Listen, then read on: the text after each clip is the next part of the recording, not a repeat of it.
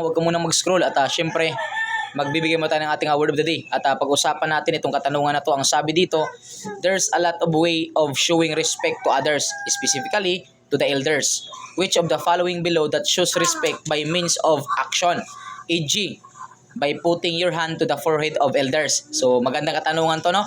Sapagkat specific yung pagkatanong dito, kumbaga express talaga kung ano yung gustong ibig sabihin, no? Ang pinag-usapan dito respect. So ibig sabihin, pasok na dito yung tinatawag nating mga positive traits kasi yung respeto that is considered positive traits yan bilang isang Pilipino, no? Na kung saan meron tayong galang sa kapwa-tao natin. Pero ang sabi dito, ano daw yung klase ng respect na kung saan by means of action?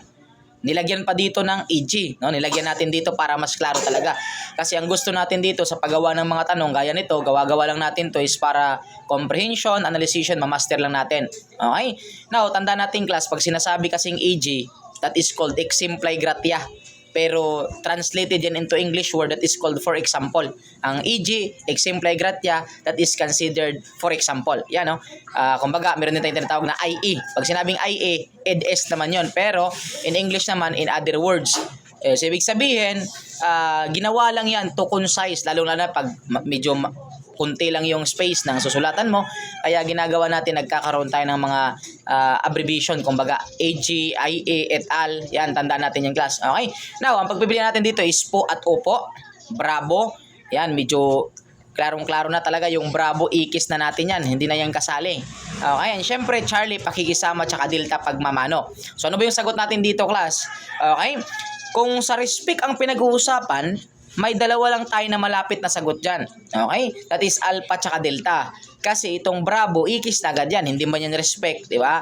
That is considered medyo pangit talaga na salita yan, no? Yung Charlie naman natin, pakikisama. Ang pakikisama, actually, it is a positive traits din. Kumbaga, isa siyang magandang katangian ng Filipino.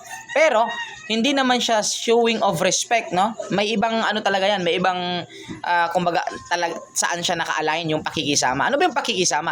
Ang pakikisama, that is tinatawag nating neutral relationship or smooth relationship, tawag dyan. Yung bang tipong wala lang, nakikisabay ka lang, maganda ang isang tao na which is merong pakikisama na attitude, sapagkat kahit saan man ito magpunta is wala itong makakaaway kasi nga meron siyang pakikisama. Positive traits din yan. Kaso yung pinag-usapan natin dito kasi class is yung tinatawag nating respect. Now, may dalawang, sa pagpipilian, may dalawa tayo dyan na which is related sa respect. Unang-una, yung paggamit ng po at opo. Okay? Tsaka yung pagmamano. So, dalawa. Ngayon, ano ba yung pinaka-exact sagot natin? Tandaan natin, class, ang sagot, ang tanong kasi natin is by means of action. Tapos, klinaro niya pa, by putting your hand to the forehead of elders.